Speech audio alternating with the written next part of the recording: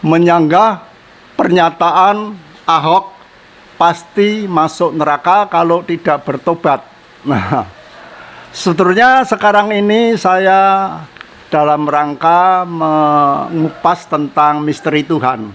Tapi berhubung saya melihat video dari Pendeta Yosua Tewu yang begitu tendensius menjudge bahwa Ahok pasti masuk neraka kalau dia tidak bertobat. Nah, di video ini saya akan membuat sanggahan.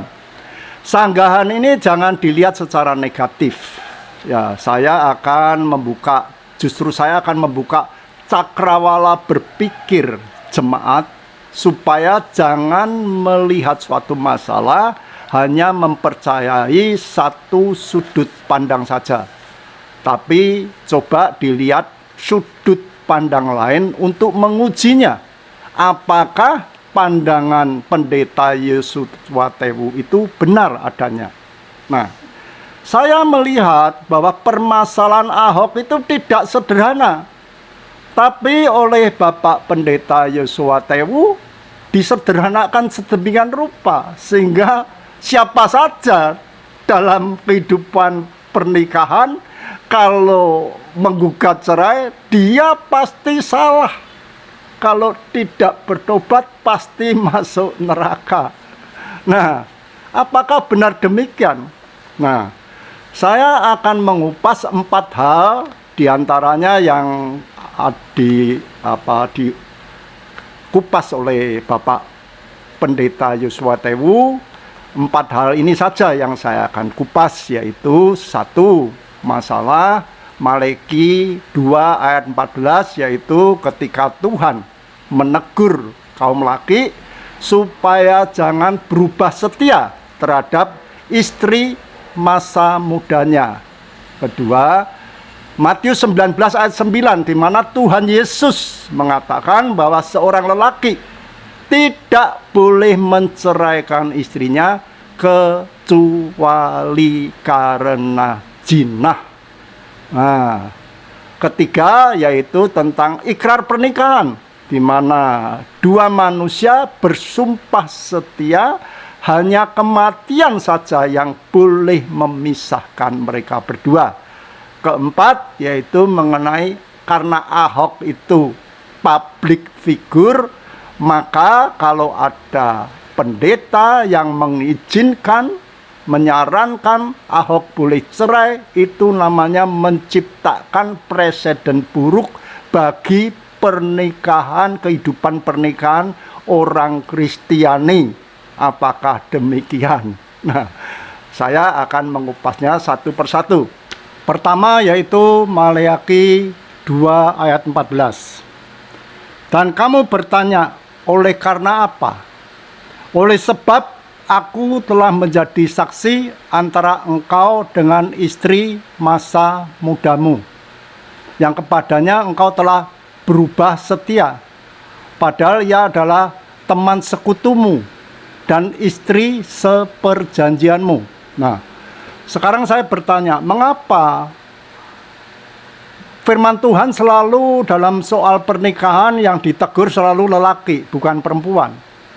Karena di zaman dulu posisi lelaki itu jauh di atas perempuan, lebih dominan. Perempuan di bawah subordinat laki-laki. Sehingga orang yang punya posisi dominan itu punya kecenderungan untuk semaunya, semau gue, sehingga ada potensi untuk melanggar janji. Nah, oleh karena itulah mengapa firman Tuhan selalu ditujukan pada lelaki. Tapi kalau konteksnya zaman sekarang adanya tuntutan persamaan hak antara laki dan perempuan, bisa terjadi dalam soal pernikahan justru bisa terjadi perempuan lebih dominan di atas laki-laki, seperti halnya Ahok.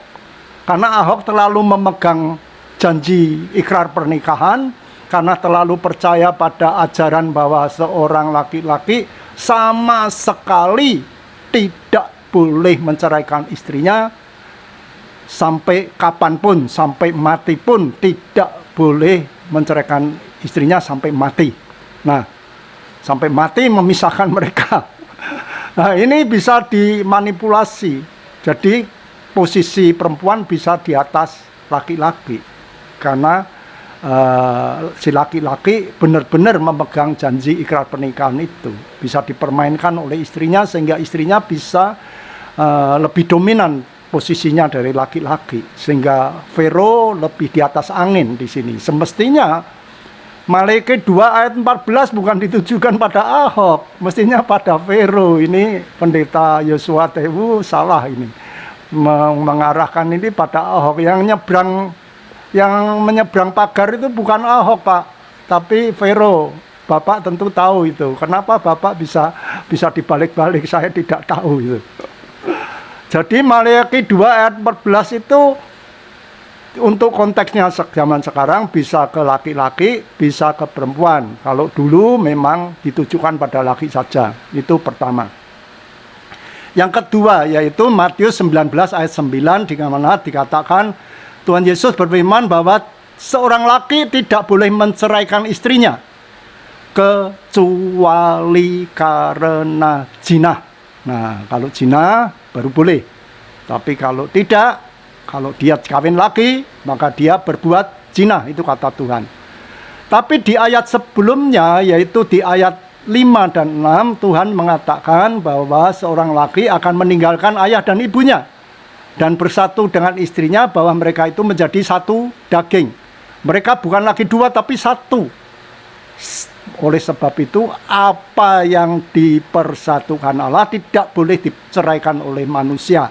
Nah, ini jelas bahwa Tuhan Yesus mengatakan tidak boleh menceraikan istrinya. Apa yang dipersatukan Allah tidak boleh diceraikan manusia. Lalu orang Yahudi bertanya, bagaimana dengan Musa yang memberi surat cerai? Oh, itu karena ketegaran tengkuk. Maka Musa membuat surat cerai. Tapi pada awalnya, pada mulanya tidak demikian. Nah, ada dua sisi yang berbeda yang dinyatakan oleh Tuhan Yesus. Satu yaitu tidak boleh cerai. Yang satu lagi boleh cerai. Nah, ini bagaimana? Anda tahukah bahwa di kitab suci itu selalu begitu? Tuhan Yesus ketika bicara tentang doa, yaitu di Matius 6 ayat 7 dan 8, Tuhan Yesus menegur orang Farisi. Kalau kamu doa jangan bertele-tele. Maksudnya sama, tapi diputar-putar, diolor-olor, sehingga begitu panjang supaya dilihat orang. Padahal kamu sebelum doa, Tuhan sudah mengetahui apa yang akan kamu doakan. Tapi di Lukas pasal 18, Tuhan Yesus mengatakan bahwa kamu berdoa harus tidak jemu-jemunya berdoa. Tidak jemu-jemu ya berarti bertele-tele. Ngomong ini lagi, besok ngomong ini lagi. Maksudnya apa? Itu satu. Ada lagi, soal mencari jalan keselamatan. Tuhan mengatakan jangan kamu cari jalan yang lebar, jalan yang luas, pintu yang lebar. Karena lebarlah jalan, luaslah jalan, lebarlah pintu menuju kebinasaan. Tapi kalau kamu mencari jalan keselamatan, kamu harus mencari jalan yang sempit, pintu yang sesak, dan kamu harus berjuang untuk masuk di dalamnya. Tapi di Yohanes 15 ayat 16, Tuhan Yesus mengatakan, tapi bukan kamu yang mencari aku, bukan kamu yang memilih aku, tetapi aku yang memilih kamu. Nah, ini bagaimana? Ini kan satu mengatakan gini, yang lain mengatakan yang beda lagi. Dalam soal kasih orang tua terhadap anak sama dengan kasih Bapa terhadap kita sebagai anak Allah. Itu juga begitu. Kadang Allah mengasihi kita, kadang-kadang mendisiplin kita. Demikian pun terhadap anak. Kita itu kadang mengasihi dia, kadang juga mendisiplinnya. Mengapa selalu terjadi polarisasi dalam suatu masalah? Nah, ini perlu diketahui bahwa semua kebenaran Allah itu sifatnya paradoks. Karena apa? Karena Allah itu juga sifatnya paradoks. Dia Allah yang maha tinggi, tapi dengan rela secara paradoks, dia menjadi yang maha rendah dalam wajah Yesus. Maka itu, karena Allah itu kebenaran, maka kebenarannya juga bersifat paradoks. Semua turunan kebenaran Allah itu selalu bersifat paradoks. Yaitu kebenaran yang maha tinggi ketika diterapkan atau diaplikasikan dalam kehidupan manusia yang terbatas, yang serba kompleks ini, maka akan terpolarisasi menjadi dua kutub yang saling bertentangan. Tapi bukan tidak bisa didamaikan. Kalau kontradiksi jelas-jelas tidak bisa didamaikan, tapi kalau paradoks bisa didamaikan. Dua kutub yang berbeda, yang bertentangan ini, kita bisa menarik benang merah untuk menemukan jalan tengahnya, untuk menemukan maksud yang di tengahnya. Dalam istilah orang cerdik pandai mengatakan, untuk menarik benang merah, mencari kebenaran hakiki, yaitu maksud Allah yang sebenarnya, maksudnya begitu. Jadi dalam kita coba kopas dalam doa, di satu pihak Tuhan mengatakan kamu jangan bertele-tele. Karena apa? Tuhan tidak suka orang bertele-tele cuma mau dipuji orang. Mau kamu belum berdoa saja Tuhan sudah tahu apa yang maksudkan. Tapi kalau tidak jemu-jemunya minta dibenarkan oleh Tuhan, Tuhan menggambarkan seorang janda yang minta dibenarkan dan jemu-jemunya dia minta dibenarkan oleh hakim yang tidak benar. Itu boleh. Tidak jemu-jemunya berdoa untuk dibenarkan. Tuhan, aku ini tidak bisa mengampuni orang tuaku, Tuhan. Tuhan tolong Tuhan supaya aku punya hati bisa membenarkan hatiku, Tuhan. Benarkan, besok ngomong yang gitulah, ngomong yang tidak jemu-jemunya. Tuhan bilang boleh. Tapi kalau bertele-tele untuk dipuji orang, tidak boleh. Itu maksudnya. Kedua, mengenai mencari jalan kebenaran. Kamu boleh mencari kebenaran dengan sungguh-sungguh, tapi kamu jangan sombong. Itu karena kehebatanmu. Tidak. Bukan kamu yang memilih aku yang memilih kamu. Artinya apa? Itu karena kasih karuniaku. Itu artinya begitu. Dalam kasih juga begitu. Kita cari makna yang di tengahnya itu apa? Yaitu kasih itu tidak cuma mengasihi saja. Kalau mengasihi saja itu namanya memanjakan. Orang itu lumpuh, tidak bisa berdikari. Tapi kalau cuma mendisiplin saja, orang itu bisa berdikari, tapi hatinya keras karena tidak pernah merasakan kasih dari orang tua. Sehingga dia menjadi orang sukses yang hatinya kaku, hatinya keras, tidak ada pengampunan. Itu maksudnya. Jadi kasih harus dua-duanya. Dua-duanya tidak salah, gitu loh. Nah, semua kebenaran Allah itu tidak terkecuali masalah pernikahan juga sifatnya paradoks. Nah, sekarang kita bahas soal Yesus mengapa mengatakan bahwa orang menikah tidak boleh cerai, sama sekali tidak boleh cerai. Tapi di satu sisi boleh cerai kalau dia berbuat zina. Nah, tidak boleh cerai dalam masalah apa? Dalam masalah perbedaan pendapat, perbedaan pandangan, perbedaan kebiasaan. Nah, perbedaan itu jangan karena perbedaan lalu kamu itu menyeberang, keluar dari pagar. Tidak boleh, gitu loh. Perbedaan itu harus dikelola dengan baik. Perbedaan itu harus bisa saling menerima perbedaan. Karena namanya saja laki, yang satu perempuan, itu saja sudah beda, namanya saja beda. Apalagi sifat laki dan perempuan itu beda, gitu loh. Jadi kalau Tuhan mempersatukan berarti kamu harus bisa saling bisa menerima perbedaan. Lihat saja, orang yang tidak bisa menerima perbedaan dalam agama, yang terjadi apa? Mencelakakan orang lain dan mencelakakan dirinya. Itu. Perbedaan itu supaya orang belajar dewasa, itu maksudnya itu. Jadi jangan karena perbedaan kamu lalu menyeberang. Ceraikan kalau dia menyeberang. Kalau dia berbuat zina, ceraikan. Karena dia sudah mengingkari kekudusan. Bagaimana yang istri yang tidak kudus itu berhubungan dengan lakinya yang kudus. Tuhan tidak suka itu. Lebih baik suaminya cari perempuan lain yang setia, yang bisa hidup bersama dengan baik. Nah, itu artinya. Tapi bagaimana kalau lakinya lalu KDRT? Lakukan KDRT, kekerasan dalam rumah tangga, istrinya digenjoti terus, dipukuli, ditendang, pembunuhan karakter sehingga istrinya kabur. Lalu istrinya ketemu laki lain menikah, dia juga menikah. Kan tidak salah, nggak bisa.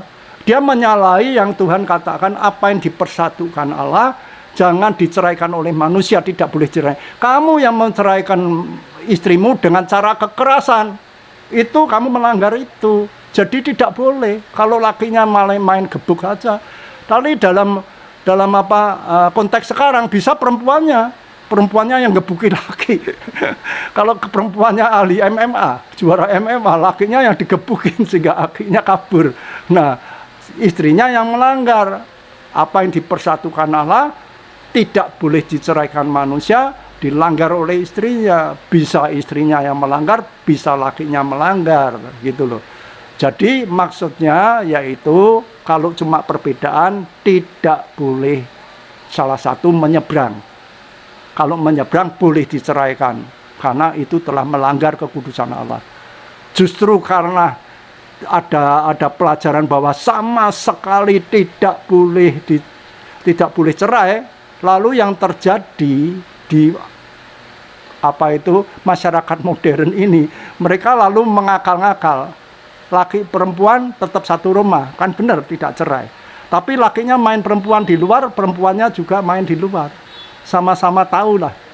Lalu karena kebiasaan, perempuannya hubungan sama satu laki, bosen pindah laki lain, bosen laki pindah. Lakinya juga begitu, bosen pindah. Apakah seperti ini yang Bapak Pendeta kehendaki?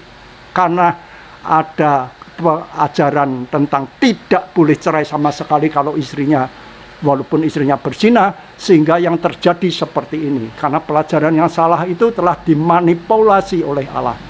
Dan karena Allah salah satu seperti Ahok yang memegang teguh janji pernikahan, yang istrinya dan good friend-nya justru mempermainkan Ahok. Apakah seperti ini yang kamu kehendaki?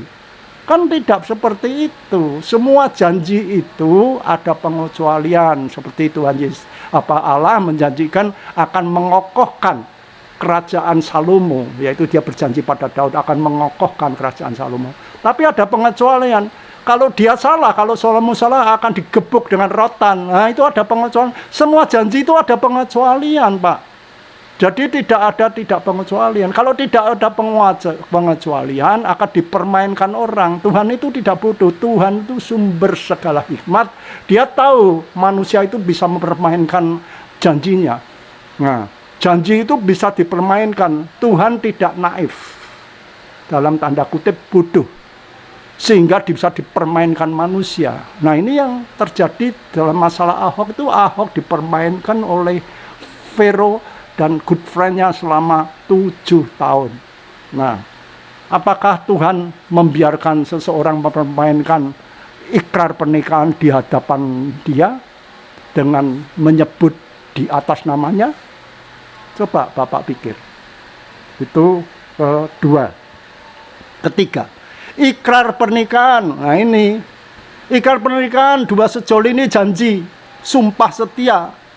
Hanya kematian yang bisa memisahkan mereka. Apakah boleh dipermainkan? Ini yang saya tanyakan. Boleh nggak dipermainkan? Lalu kalau ada orang ngomong, Tuhan itu Ahok itu telah pegang janji setia ikrar pernikahan itu di hadapan namamu. Dia bagaimanapun dia mempertahankan tidak menceraikan istrinya. Tapi oleh istrinya dan good friend-nya dipermainkan. Biar. Loh Tuhan, bukankah istrinya juga berjanji atas namamu? Bukan Ahok saja yang dipermainkan, namamu juga dipermainkan Tuhan. Biar. Apakah begitu? Apakah Tuhan sumber segala hikmat? Dia mau dipermainkan seperti itu? Apakah Allah itu senaif itu dan tanda kutip sebodoh itu? Nah, kalau gereja menganggap janji pernikahan itu dipegang teguh, tidak boleh cerai walaupun istrinya berbuat zina, walaupun istrinya mempermainkan yang laki, itu namanya gereja telah menista Tuhan. Seakan Tuhan itu naif dan tanda kutip bodoh, bisa dipermainkan oleh manusia. Itu masalahnya. Nah, ini harus hati-hati Bapak.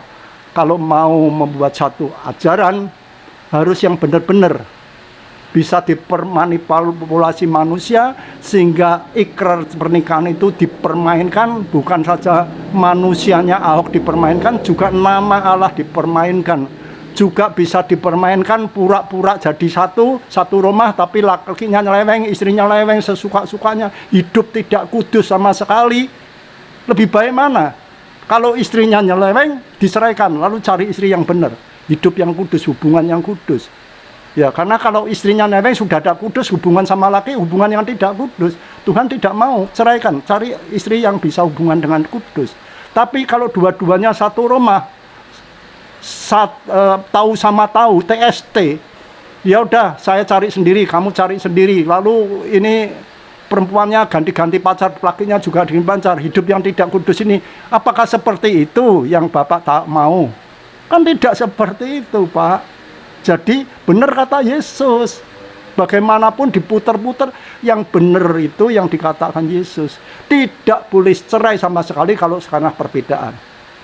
Tapi boleh kalau dia menyeberang, karena perbedaan saja nyeberang, kecuali digebukin. Itu maksudnya tuh, Bapak.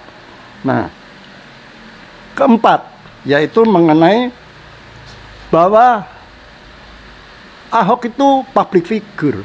Sehingga kalau ada pendeta, yaitu Stephen Tong, yang menyarankan bahwa tidak ada seorang pun yang boleh mencegah Ahok untuk menggugat cerai Vero. Itu dianggap suatu presiden buruk, suatu contoh yang buruk bagi pernikahan kaum Kristiani. Apakah benar seperti itu? Kalau Bapak menuduh seperti itu, berarti Bapak juga berani menuduh bahwa Tuhan mengampuni Daud yang berbuat lebih keji dari Ahok. Dia membunuh Uria, suaminya, mengambil istrinya Batseba, dan mengampuninya. Pengampunan Allah ini, Bapak juga dengan sendirinya mengatakan bahwa Allah ini telah berbuat melakukan suatu presiden buruk, contoh yang buruk bagi kehidupan iman kaum Yahudi. Nah, Bapak kan bingung sendiri sekarang. Kan tidak begitu, gitu loh. Kalau melihat permasalahan jangan di permukaan, harus lihat digali lebih dalam, gitu. Karena Allah pun melihat tidak di permukaan. Daud itu memang kelemahannya di perempuan, tidak seperti Yusuf. Yusuf kuat dari godaan perempuan. Istri Potifar menggoda dia, dia lari. Tapi Daud itu kelemahannya di perempuan. Tapi pada dasarnya Tuhan tahu Daud itu sangat mengasihi dia, sangat takut sama dia, sangat percaya sama dia sungguh-sungguh, bahkan berani mempertaruhkan nyawanya. Karena dia percaya pada Tuhan, karena dia menghormati Tuhan. Itu Daud yang, nah, perkara dia berbuat dosa, Tuhan telah hukum melalui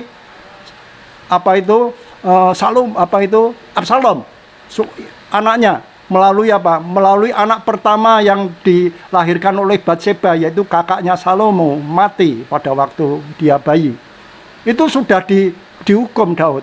Jadi kesalahan Daud bukan Allah itu mengampuni Daud, tidak dihukum. Dihukum di dunia itu dihukum. Absalom itu memberontak pada Daud, bahkan akan menggulingkan, bahkan bisa membunuh Daud. Itu yang terjadi, dan Daud menerima itu. Ketika Nathan mengatakan itu bahwa kamu akan dihukum oleh Tuhan, Daud menerima. Daud mengatakan ya dia salah, dia terima, dia mau menerima hukuman Tuhan. Itu yang dilihat oleh Allah. Jadi Bapak ini cuma melihat Batsebanya saja, tapi tidak melihat kebaikan Daud. Jadi kalau Bapak melihat Alkitab itu cuma melihat Batseba saja. Jadi dalam masalah Daud itu Bapak cuma membaca Batseba, masalah yang lain dari Daud Bapak hapus semua. Demikian pun Ahok. Bapak melihat Ahok menggugat cerai, tapi yang selama 7 tahun dikhianati oleh Vero dan girlfriendnya, selama 7 tahun disakiti hati, Bapak tidak membahas. Bapak ini tidak adil dalam masalah ini. Bapak tentu tahu hal ini, tapi Bapak sengaja ditutupi.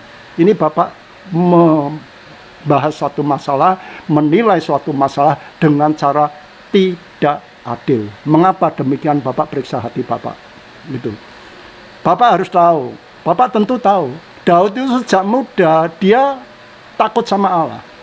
Dia sangat menghormati Allah. Di mana-mana dia selalu mengagungkan nama Allah. Di hadapan Saul dia mengatakan, kalau Tuhan yang melepaskan aku dari cakar harimau dan beruang, maka Tuhan juga akan melepaskan aku dari tangan orang Filistin itu, yaitu Goliat. Itu dia selalu meninggikan Tuhan. Tuhan yang melepaskan aku. Di depan Goliat dia juga mengatakan, kamu mendatangi aku dengan pedang, tombak, dan lembing, tapi aku mendatangi dengan nama Tuhan semesta alam. Allah segala barisan Israel yang kau tantang itu. Coba bayangkan. Puluhan ribu pasukan. Bahkan Saul sendiri tidak berani menghadapi Goliat. Tapi hanya satu dari puluhan ribu orang ini, hanya satu Daud yang berani menghadapi Goliat. Karena demi membela nama Tuhan, kehormatan nama Tuhan, kehormatan bangsanya, dia maju berperang, mempertaruhkan nyawa. Itu yang dilihat Tuhan. Itu demikian pula Ahok. Dia demi percayanya pada Tuhan, dia demi nama Tuhan, dia berani menghadapi gurita korupsi di DKI. Demi rakyat DKI, dia berani mengorbankan nyawanya. Demi percayanya sama Tuhan, dia berani mempertaruhkan nyawanya. Dan akhirnya dia dipenjara. Itu Ahok dan Daud. Bapak tidak mau mengupas ini. Mengapa? Nah, Bapak koreksi. Mengapa? Mengapa? Ini tanda tanya besar. Selain itu, Daud ketika dikejar-kejar oleh Saul di 1 Samuel 24 di padang gurun En-Gedi, 1 Samuel 26 di padang gurun Sif. 2 kali Tuhan itu telah memberi kesempatan Daud untuk membunuh Saul dengan mudah, tapi Daud tidak mau. Itu terbukti bahwa Daud ketika dikejar-kejar oleh Saul, dia tidak kecewa dan tidak menyalahkan Tuhan dan tidak marah pada Tuhan. Buktinya ketika diberi kesempatan 2 kali membunuh Saul, dia tidak mau. Kenapa? Dia mengatakan, dia karena menghormati urapan Tuhan di atas Saul. Karena Saul itu ketika jadi raja, dia diberi minyak urapan oleh Nabi Samuel. Minyak urapan atas nama Tuhan. Maka itu dia menghormati urapan Tuhan di atas kepala Saul. Sehingga dia tidak mau menjamah Saul, tidak mau membunuh Saul. Itu. Jadi Daud itu sangat hormat pada Tuhan, walaupun dia dikecewakan, dibiarkan dikejar-kejar bertahun-tahun mau dibunuh Saul, tapi dia tetap menghormati Tuhan. Itu yang luar biasanya Daud, bukan tanpa risiko. Karena para pengikutnya akan bilang gini, ini gimana ini kita punya pemimpin, dikasih kesempatan 2 kali oleh Tuhan, tidak mau membunuh orang yang mengejar-ngejar kita. Lalu kita yang dipertaruhkan nyawa kita tetap jadi buronan gara-gara pemimpin kita itu naif, dalam tanda kutip bodoh. Terlalu menghormati Tuhan, terlalu percaya pada Tuhan sehingga melepaskan Saul dari tangannya. Sehingga kita tetap dikejar-kejar, kita tetap ada kemungkinan dibunuh oleh Saul. Ini gimana ini? Lebih baik kita tinggalkan, bisa begitu. Tapi Daud tidak takut ditinggalkan oleh pengikutnya. Dia lebih takut dan hormat pada Tuhan. Begitu luar biasa Daud. Demikian pun Ahok. Ketika dia memperjuangkan hak rakyat DKI, memperjuangkan kesejahteraan rakyat DKI, tapi dia telah dijebloskan dalam penjara. Tapi dia tidak kecewa pada Tuhan. Dia tetap bersaat teduh. Dia tetap mencari pencerahan dari Tuhan, iluminasi dari Tuhan. Dia tidak kecewa pada Tuhan. Dia pernah marah pada manusia, tapi tidak pernah marah sama Tuhan. Pada akhirnya Tuhan bukakan hatinya melalui Alkitab, sehingga dia juga bisa mengampuni manusia. Itu Ahok. Kenapa Bapak tidak melihat itu? Bapak hanya melihat jeleknya saja dari Ahok. Sepertinya Bapak juga melihat jeleknya Daud saja sehingga menyalahkan Allah. Bapak melihat jeleknya Ahok saja, menyalahkan Stephen Tong. Ini yang saya nggak tahu. Coba Bapak periksa hati Bapak. Mengapa Bapak sampai sedemikian salahnya? Nah itu. Bapak tahu tentu.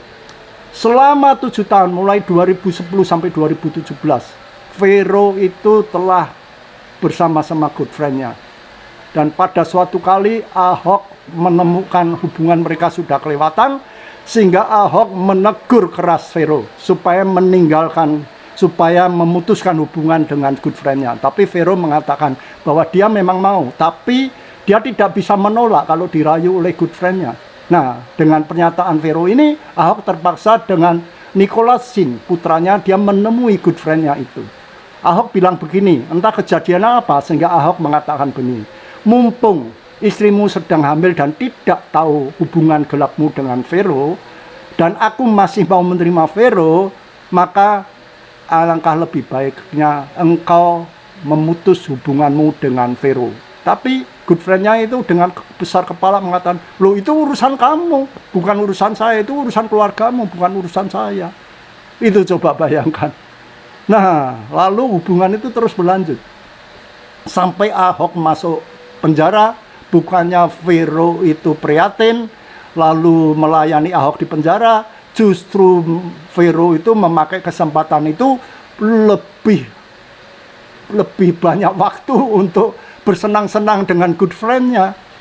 Lalu di November tahun 2017, itu Vero dengan Vivi Leti, yaitu adik perempuan Ahok, pergi ke Singapura, tidur di sebuah hotel. Pagi-pagi Vero pinjam sepatunya Vivi Leti, keluar dari kamar hotel, katanya mencari minuman kecil atau makanan kecil. Tapi ternyata pulang sepatunya basah kuyup. Itu diceritakan oleh Ahok. Ahok langsung tahu ini pasti good friend-nya yang menarik dia. Kekuatan apa yang menarik dia keluar dari hotel? Hujan-hujan kok sampai keluar hotel. Padahal untuk mencari makanan kecil atau minuman kecil, bukan saja kecil, kalau makanan besar, minuman besar pun di hotel juga ada. Kenapa harus nyebrang? Pasti ada sesuatu yang menarik dia. Siapa yang menarik dia? Kecuali good friend-nya. Dibawa kemana? Payungan berdua. Tentu sepatunya tetap kena, bajunya nggak kena, tapi sepatunya kena karena hujan deras. Kenapa hujan deras sampai berani nerobos hujan deras? Karena dia punya hati itu sudah kesengsem dalam dengan good friend-nya ini, dan menyeberang kemana? Ke mobilnya. Ada apa di mobil itu? Nah, Ahok bisa membayangkan sendiri, kita juga membayangkan sendiri apa yang terjadi. Itu loh. Nah, Ahok walaupun melihat itu dan tahu itu pasti seperti itu, Ahok tetap pada tanggal 17 itu yang terjadi November, Vivi Leti dan Vero di Singapura.